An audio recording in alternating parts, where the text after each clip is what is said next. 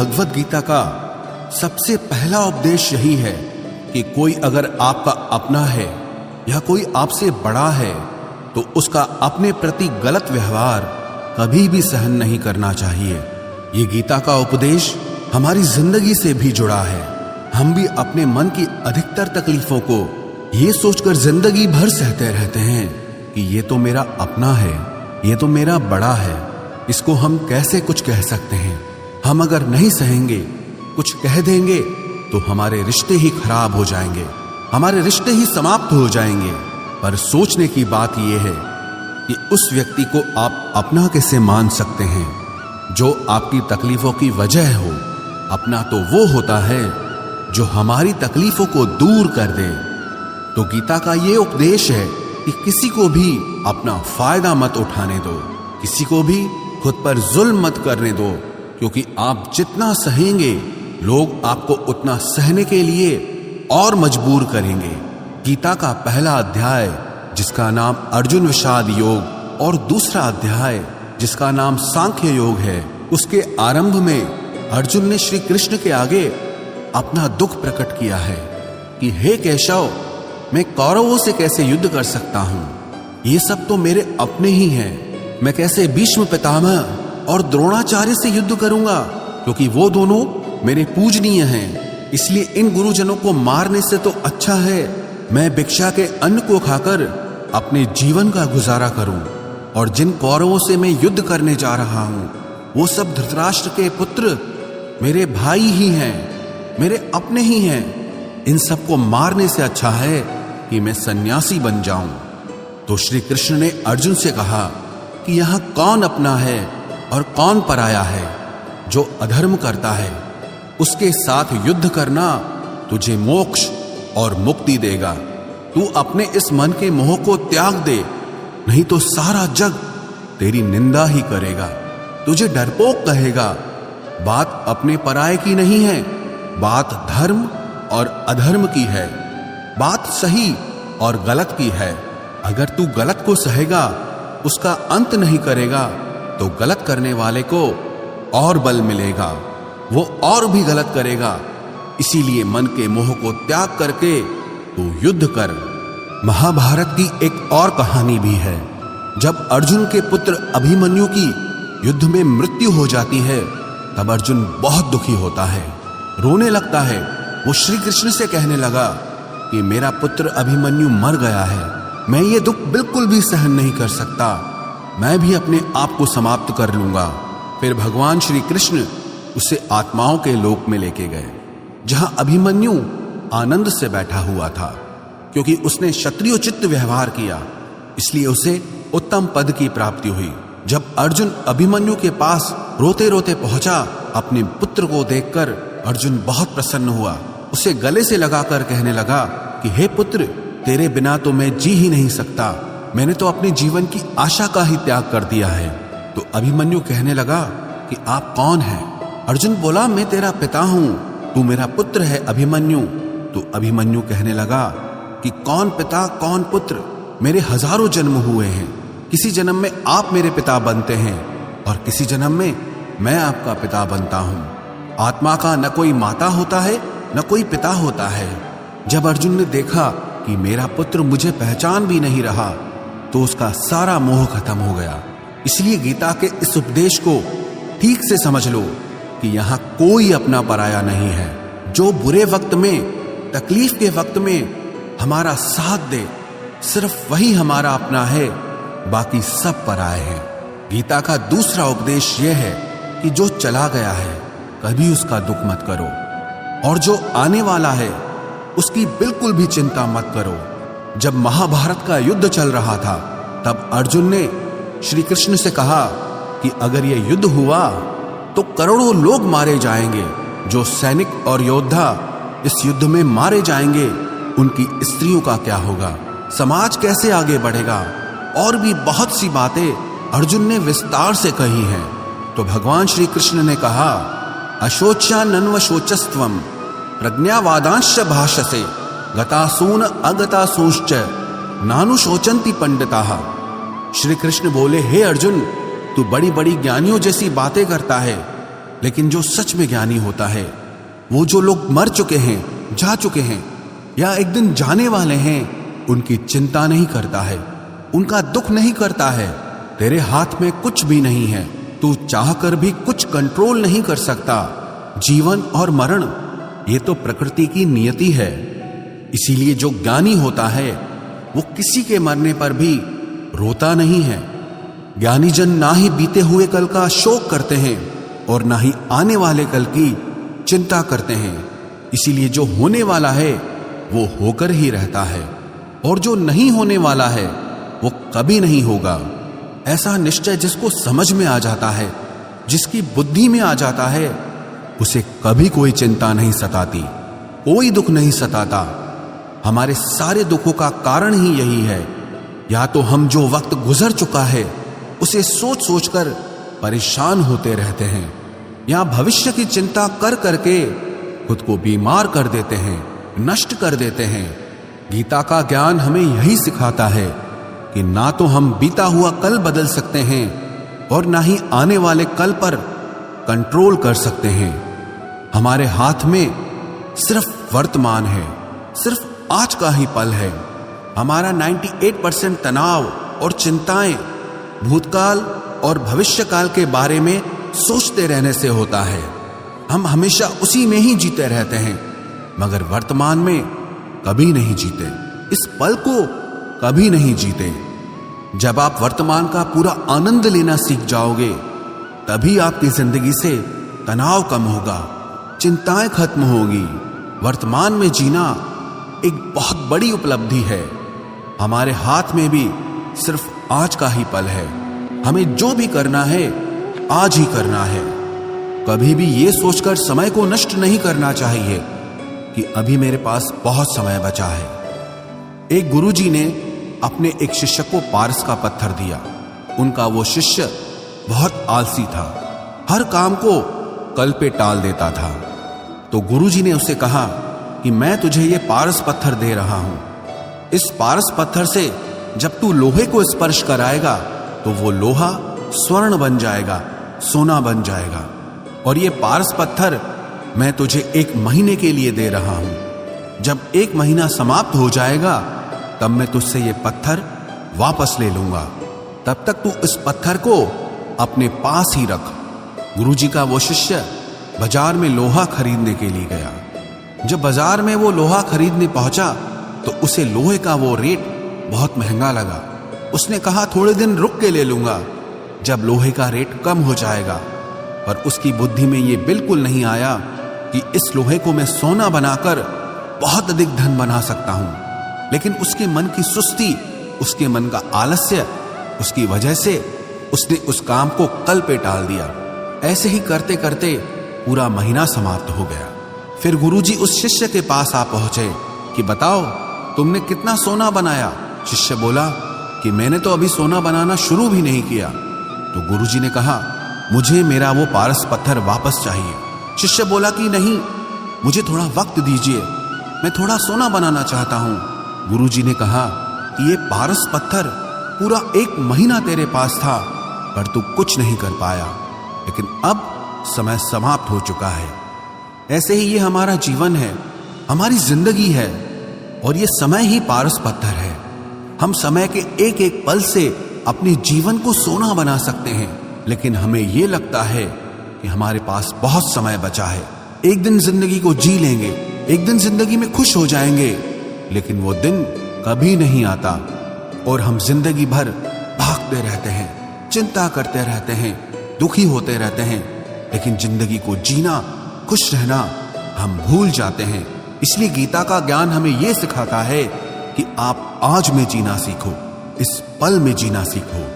गीता का तीसरा उपदेश यह है कि मौत से डरना बिल्कुल व्यर्थ है। श्री कृष्ण ने गीता में कहा है कि यह संसार मृत्यु लोक है। जिसका भी जन्म हुआ है वो एक दिन जरूर मर जाएगा। जिसका आरंभ हुआ है उसका अंत अवश्य होगा। हम इसे रोक नहीं सकते। जैसे हम रोज कपड़े बदलते हैं, वैसे ही हमारी आत्मा नया शरीर धारण करती है। मृत्यु सिर्फ इस जीवन का एक नया आरंभ है, इस जीवन का अंत नहीं है। आत्मा कभी नहीं मर सकती और ना ही उसे कोई मार सकता है, लेकिन मौत का डर मनुष्य को सबसे ज्यादा लगा रहता है। मौत का दुख भी इंसान को सबसे ज्यादा होता है। एक पेड़ में दो पक्षियों का जोड़ा रहता था। उन दोनों को एक दूसरे से बहुत प्रेम था। उन्होंने साथ जीने मरने की कस्में खाई थी। एक दिन वहां एक शिकारी आया और उसने एक तीर चलाकर वहां पेड़ पर बैठे मादा पक्षी को मार दिया। तो वो अकेला नर पक्षी रोने लगा कि मैं तुम्हारे बिना कैसे जी पाऊंगा, तुम्हारी जगह मेरी मृत्यु आ जाती, मेरा जीवन तुमको मिल जाता। वो रो रो के बहुत विलाप करने लगा। इतने में ही उस शिकारी ने दूसरा तीर चलाया और उस नर पक्षी को भी मार दिया। वास्तविकता में ये कहानी हमारी ही है। हम भी रोते रहते हैं जब कोई मरता है तो, लेकिन हमें ये नहीं पता कि एक न एक दिन हमारा भी जीवन समाप्त हो जाएगा। हम भी उसी मृत्यु के पेड़ पे ही बैठे हैं, लेकिन शरीर का मिटना हमारा अंत नहीं है। श्री कृष्ण ने अर्जुन से कहा कि हे अर्जुन, तेरे और मेरे अनंत जन्म हुए हैं। तुझे कुछ भी याद नहीं है, लेकिन मुझे सब याद है। जो व्यक्ति इस सत्य को समझ ले कि मैं यहां इस संसार में कुछ समय के लिए आया हूं, उसकी जिंदगी के सारे झगड़े, सारे दुख, सारी चिंताएं ही समाप्त हो जाएंगी। जब इस संसार से जाना ही है तो दुख किस बात का। पहले के जमाने में साधु महात्मा लोग पैदल यात्रा करते थे। यात्रा करते करते वो एक नगर में पहुंचे। वो महात्मा बहुत थक चुके थे। उस नगर में उन्होंने एक महल देखा और उन्होंने उस महल में जाकर विश्राम करने का सोचा और वो महल में जाकर सो गए। जब उस महल में वहां का राजा पहुंचा तो अपने पलंग पर उस महात्मा को सोता देखकर बहुत हैरान हो गया। राजा उस महात्मा से पूछने लगा कि तुम मेरे महल में कैसे घुस आए और मेरे बिस्तर पर सो रहे हो। महात्मा कहने लगा, ये तुम्हारा महल है? मुझे तो लगा ये धर्मशाला है। तो राजा ने कहा, आपको मेरा महल धर्मशाला कैसे लगा? तो महात्मा ने राजा से प्रश्न किया कि तुमसे पहले इस महल में कौन रहता था? तो वो राजा बोला कि मुझसे पहले मेरे पिता यहाँ पर रहते थे और उससे पहले मेरे दादाजी यहाँ पर रहते थे। तो महात्मा ने फिर प्रश्न किया कि क्या तुम इस महल में हमेशा रहोगे या तुम्हारे बाद कोई और रहेगा? तो राजा कहने लगा कि मेरे बाद मेरा पुत्र इस महल में रहेगा। तो महात्मा राजा से कहने लगे कि जिस जगह पर रहने वाले बार बार बदल जाते हो उसे घर कैसे कह सकते हो? वो तो धर्मशाला ही है। इसीलिए तेरे महल को धर्मशाला समझकर मैं इसमें रात बिताने के लिए आ गया। धर्मशाला जान जग को, जीव सब मेहमान है। मोह किससे मत करो, सब स्वप्न का सामान है। यदि हम भी इस बात को समझ लें कि हम यहाँ कुछ समय के लिए आए हैं, आनंद करने के लिए आए हैं, खुश रहने के लिए आए हैं, तो हमारे सारे दुख ही समाप्त हो जाएं। जब हम अपना मोह यहाँ जमा लेते हैं, अपना दावा यहाँ जमा लेते हैं कि ये मेरा है, इसे मैं छोड़ नहीं सकता, इसके बिना मैं जी नहीं सकता, तो हमारा जीवन दुखों से भर जाता है। इसलिए जीवन में मृत्यु का भय त्याग करके जीवन का प्रतिपल आनंद लेना चाहिए। गीता का चौथा उपदेश, मन और विचारों को कंट्रोल किए बिना जीवन में कभी शांति और सुकून मिलने वाला ही नहीं है। अर्जुन ने श्री कृष्ण से कहा कि मेरा मन सही गलत सब कुछ जानता है, फिर भी मेरे विचार और मेरा मन मुझसे कंट्रोल नहीं होता। मैं जो करना चाहता हूं वो कर नहीं पाता हूं और जो नहीं करना चाहता हूं वो मेरा मन मुझसे जबरदस्ती करवाता है। इसीलिए मैं बेचैन हो गया हूं, मुझे शांति प्राप्त नहीं हो रही। तो श्री कृष्ण ने अर्जुन से कहा, उसके लिए तुझे अपने मन और विचारों से डिटैच होकर अपने मन और विचारों को सही दिशा में ले जाने की प्रैक्टिस करनी होगी, अभ्यास करना होगा। और ये एक दिन का काम नहीं है। जब तक तू अपने मन और विचारों की गुलामी का त्याग नहीं करता, तब तक तुझे जीवन में कभी शांति नहीं मिलेगी। एक राजा था, वो बहुत बेचैन और परेशान रहता था। एक दिन वो अपने गुरुजी के पास गया और उनसे कहने लगा कि मेरा मन बहुत बेचैन है, मैं बहुत परेशान हूं, मैंने पूरे संसार को जीत लिया है, सब कुछ है मेरे पास, पर मैं खुश नहीं हूं, मेरे मन में सुकून नहीं है, शांति नहीं है। तो गुरुजी ने राजा से कहा कि तुम्हारे नगर में अगर कोई ऐसा व्यक्ति है जिसने सुकून को प्राप्त कर लिया है, शांति को प्राप्त कर लिया है, तुम उसका एक बार कुर्ता पहन लो तो तुम्हारे जीवन में भी शांति आ जाएगी। राजा बहुत प्रसन्न हो गया कि ये तो बहुत आसान काम है। वो अपने राजमहल में आया और राजसभा में वो सबसे कहने लगा कि आप लोगों में से जो भी शांत हो चुका हो, जिसे सुकून मिल गया हो, वो अपना कुर्ता मुझे दे दे। वो बदले में जितना भी धन मांगेगा मैं उसे दे दूंगा। सब लोग एक दूसरे का मुंह देखने लगे। पैसों का लालच आया, लेकिन सबको एक दूसरे की सच्चाई पता थी, क्योंकि किसी की जिंदगी में भी शांति और सुकून नहीं था। सब अपना सर झुकाकर वहां पर खड़े हो गए। फिर उस राजा ने पूरे नगर में ढिंढोरा पिटा दिया कि जिसे भी शांति प्राप्त हो चुकी हो, सुकून प्राप्त हो चुका हो, वो मेरे पास आकर अपना कुर्ता दे दे। वो जितना कहेगा उससे उतना ही धन दिया जाएगा। लेकिन एक भी व्यक्ति ऐसा नहीं मिला जिसे शांति प्राप्त हो चुकी हो। वास्तविकता में जब कोई मरता है तब हम कहते हैं कि वो फला व्यक्ति आज शांत हो गया। कभी किसी जिंदा इंसान के लिए नहीं सुना कि एक जीता जागता इंसान शांत हो गया है। राजा के सैनिक पूरे शहर में ढूंढते रहे। फिर उन्हें पेड़ के नीचे एक महात्मा तपस्या करता दिखा, जिसके चेहरे पे एक शांति थी, सुकून था। वो सैनिक उस महात्मा के पास आकर पूछने लगे कि क्या आपने शांति प्राप्त कर ली है, सुकून प्राप्त कर लिया है? महात्मा ने कहा, मैं पूरी तरह से शांत हूं।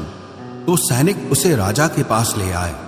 राजा ने उस महात्मा से प्रश्न किया कि क्या आपको शांति और सुकून प्राप्त हो चुके हैं? वो महात्मा कहने लगे, महाराज, मैं पूरी तरह से शांत हूं। मुझे कोई चिंता नहीं, मुझे किसी चीज की लालच नहीं, मुझे कोई इच्छा नहीं है। तो राजा भी बहुत प्रसन्न हो गए कि आखिर वो व्यक्ति मिल ही गया जिसे शांति की प्राप्ति हो चुकी है, जिसे सुकून प्राप्त हो चुका है। तो राजा उस महात्मा से कहने लगे कि हे महात्मा, आप कृपया करके अपना कुर्ता मुझे दे दीजिए। बदले में आप जो मांगेंगे मैं आपको दे दूंगा।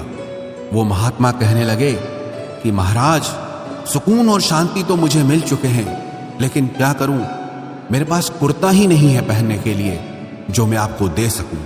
जब राजा ने उस महात्मा की ये बात सुनी कि इस महात्मा के पास कुर्ता भी नहीं है पहनने के लिए, उसके बाद भी ये महात्मा एकदम शांत है, इसके जीवन में सुकून है। मैं सारी जिंदगी धन को जोड़ने में लगा रहा, दुनिया जीतने में लगा रहा, लेकिन मुझे शांति नहीं मिली, सुकून नहीं मिला। क्योंकि शांति और सुकून बाहर की चीज नहीं है, अपने भीतर की चीज है। इसीलिए जब तक कोई व्यक्ति अपने मन और विचारों को कंट्रोल नहीं करता, तब तक उसके जीवन में सुकून और शांति नहीं आती।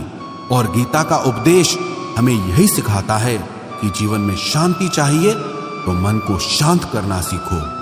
गीता का 5वां उपदेश यह है कि वासना, क्रोध और लालच सर्वनाश का कारण है, नर्क का द्वार है। जिस भी मनुष्य में ये 3 अवगुण होते हैं, वो हमेशा दूसरों को दुख पहुंचाकर अपने ही सुख और स्वार्थ की पूर्ति करता रहता है।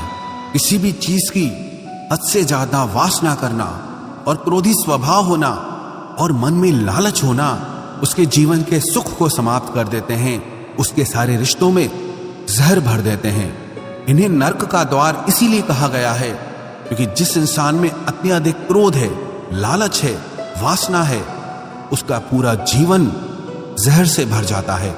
उसको मरने के बाद नहीं, जीते जी यहीं पर नर्क का दर्शन होता है। गीता का 6वां उपदेश यह है कि सब भगवान एक ही हैं, कोई छोटा बड़ा नहीं है। सब एक परब्रह्म परमात्मा के अलग अलग रूप और नाम हैं। श्री कृष्ण ने गीता के 10वें अध्याय विभूति योग में बताया है कि जितने भी जगत के देवी देवता हैं, वो सब मेरी ही विभूति है। मैं ही शिव हूं, मैं ही इंद्र हूं, मैं ही यक्षराज कुबेर भी हूं, मैं ही अग्निदेव हूं, देवताओं के गुरु बृहस्पति भी मैं हूं, समुद्र भी मैं ही हूं, अक्षरों में ओम भी मैं ही हूं, काल का महाकाल भी मैं ही हूं, सारे जगत का नाश, उत्पत्ति और पालन करने वाला भी मैं ही हूं। श्री कृष्ण ने अर्जुन से कहा कि मेरी विभूतियों का कोई अंत नहीं है। इसलिए सब भगवान, सब नाम, सब देवता मेरे ही रूप हैं। इसीलिए तो किसी भी देव या ईश्वर में कभी भेद बुद्धि मत करना, कभी किसी को छोटा बड़ा मत समझना। और गीता का उपदेश हमें यह सिखाता है, कभी भी किसी दूसरे के इष्ट को छोटा नहीं समझना चाहिए, या इस बात पर झगड़े फसाद नहीं करने चाहिए कि कौन बड़ा है और कौन छोटा है। गीता का 7वां उपदेश यह है, सुख की इच्छा ही आखिर में हमारे दुखों का कारण बनती है।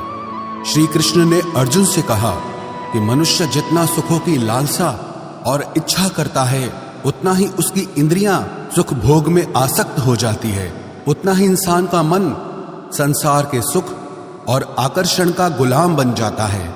और जितना सुख के पीछे भागेगा, उतना ही उसे दुख के अनुभव से भी गुजरना पड़ेगा, क्योंकि ये संसार का नियम ही है। जो चीजें शुरू में मन को बहुत आकर्षित करती हैं, बाद में बहुत दुख देती हैं, और जो चीजें शुरू में मुश्किल लगती हैं, कठिन लगती हैं, बाद में हमें बहुत काम आती हैं। गीता का 8वां उपदेश यह है, जो भी मनुष्य दुनिया के सारे सहारे छोड़कर सिर्फ भगवान को ही अपना सहारा मान लेता है, उसकी हर जरूरत वो ईश्वर पूरी करता है। उसकी हर प्रकार से रक्षा वो परमात्मा ही करता है। अनन्याश्चिन्तयो माम ये जनाः पर्युपासते तेषां नित्याभियुक्तानां योगक्षेमं वहाम्यहम्। जो भी व्यक्ति मुझे ही अपना सहारा मानता है, उसका योगक्षेम मैं वहन करता हूं। योगक्षेमं वहाम्यहम् अर्थात जो चीज नहीं मिली है उसकी प्राप्ति कराना उसका नाम योग है, और जो चीज जीवन में मिली हुई है उसकी रक्षा करना उसका नाम क्षेम है। तो श्री कृष्ण कहते हैं, जो मुझ पे डिपेंड हो जाते हैं, उनको जो चाहिए वो मैं जरूर देता हूं, और उनकी हर प्रकार से मैं रक्षा भी करता हूं। गीता का 9वां उपदेश यह है कि इस संसार में हमारा कुछ भी नहीं है। गीता सार में आपने कई बार सुना होगा कि तुम्हारा क्या गया जो तुम रोते हो, तुम क्या लाए थे जो तुमने खो दिया, तुमने क्या पैदा किया जो नष्ट हो गया, तुमने जो लिया यहीं से लिया, जो कुछ भी दिया यहीं पर दिया। जो आज तुम्हारा है कल किसी और का होगा, क्योंकि परिवर्तन इस संसार का नियम है। कल तक जिसके बिना आप जी नहीं सकते थे, आज उनसे कोई रिश्ता ही नहीं है, बातचीत तक नहीं है। कहां गए वो जीवन भर के सारे रिश्ते, वो सारे मित्र जो साथ जीने मरने की बातें करते थे? आज पता भी नहीं कि वो लोग कहां चले गए। ये संसार परिवर्तनशील है, सब लोग यहां बदल जाते हैं, हर रिश्ता बदल जाता है, और तो और ये हमारा शरीर भी हर दिन बदल रहा है। बचपन से जवानी, जवानी से बुढ़ापा, और एक दिन ये शरीर हमारा साथ छोड़ देता है। तो किसके लिए रोना और किसकी चिंता करना? हम सारी जिंदगी चीजों को, रिश्तों को, जिंदगी को बनाने में, सजाने में, संवारने में लगे रहते हैं, लेकिन एक दिन सब कुछ बिखर जाता है। सारी जिंदगी जिस संपत्ति, जिन रिश्तों के लिए हम लड़ते रहते हैं, एक दिन सब कुछ छोड़ करके हमें इस दुनिया से जाना पड़ता है। गीता का 10वां उपदेश हमें यह सिखाता है कि किसी से भी हद से ज्यादा मोह कभी मत करना। श्री कृष्ण ने गीता का पूरा ज्ञान ही अर्जुन के मोह को नष्ट करने के लिए कहा है। ये मोह ही है जो इंसान को सबसे ज्यादा रुलाता है। मोह इतना बलवान है कि शेर जैसे इंसान को भी गीदड़ बना देता है। जो अर्जुन युद्ध में देवताओं से भी जीत गया, पर अपने रिश्तेदारों को युद्ध में देखकर उसका हाथ कांपने लगा। वो बोला, हे केशव, मेरे हाथ में धनुष पकड़ने की ताकत भी नहीं बची है, मेरे हाथ कांप रहे हैं, मैं युद्ध नहीं कर पाऊंगा। ये मोह इतना पेनफुल होता है जिसकी पीड़ा ना सह पाने के कारण कई लोग अपनी जिंदगी खत्म कर देते हैं, आत्महत्या तक कर लेते हैं कि उस व्यक्ति के बिना हम जी नहीं पाएंगे। जीवन में किसी से भी हद से ज्यादा मोह करोगे तो जीवन भर पीड़ा का ही सामना करना पड़ेगा। जो व्यक्ति अपने मोह से बाहर नहीं आता, उसका सब कुछ उससे छिन जाता है, उसकी सारी खुशी खत्म हो जाती है। इसीलिए गीता का ज्ञान बार बार यही सिखाता है कि अपने मन के मोह को त्याग करके आप बलवान बनो, बुद्धिमान बनो, सत्य के दर्शन करो कि वास्तविकता क्या है। क्योंकि हमारा मोह हमें हमेशा झूठ ही दिखाता है, झूठ पे ही विश्वास दिलाता है और दिल में झूठी उम्मीदें जगाता है। और ये ही हमारे दुखों का सबसे बड़ा कारण है। हम ही मोह कर लेते हैं, हम ही लोगों से उम्मीदें लगा बैठते हैं, पर वास्तविकता बिल्कुल अलग होती है। लोग वैसे नहीं होते जैसे हम मान लेते हैं, जैसा हम समझ लेते हैं। क्योंकि मोह के कारण हमें सच्चाई नहीं दिख पाती, लोगों का असली चेहरा नहीं दिख पाता। इसीलिए गीता का उपदेश हमें यह सिखाता है कि जीवन में अगर आनंद और प्रसन्नता से रहना है तो किसी में भी हद से ज्यादा मोह कभी मत करना।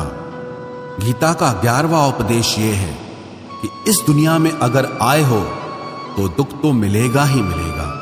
दुख से कभी घबराना मत, दुख से कभी डरना मत। श्री कृष्ण ने गीता में कहा है कि ये संसार दुखालयम अशाश्वतम है, अर्थात ये संसार दुखों का घर है। जैसे औषधालय में औषधि मिलती है, पुस्तकालय में पुस्तकें मिलती है, चिकित्सालय में चिकित्सा होती है, वैसे इस संसार को भी श्री कृष्ण ने एक नाम दिया है, दुखालय, जहां पर दुख मिलता हो।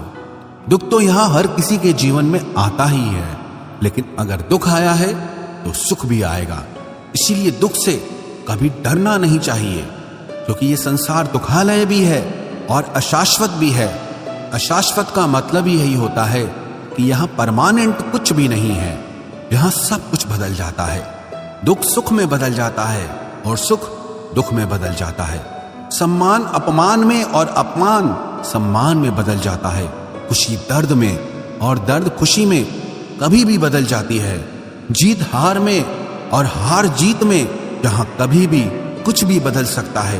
कुछ भी परमानेंट नहीं है, ना ही हम परमानेंट हैं, ना ही हमसे जुड़ी कोई चीज यहां पर परमानेंट है।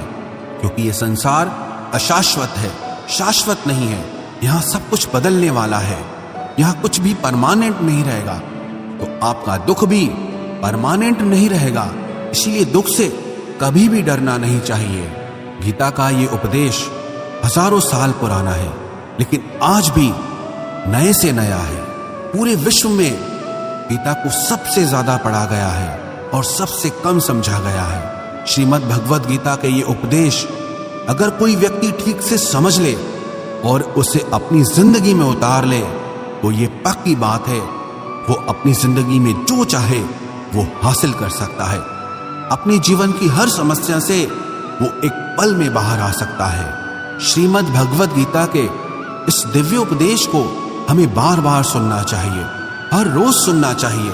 जब भी जीवन में कोई चिंता या परेशानी आए तो एक बार इस उपदेश को जरूर सुन लेना और मन में यह विश्वास रखना कि गीता का ये उपदेश आपकी जिंदगी की हर परेशानी में आपको राह अवश्य दिखाएगा।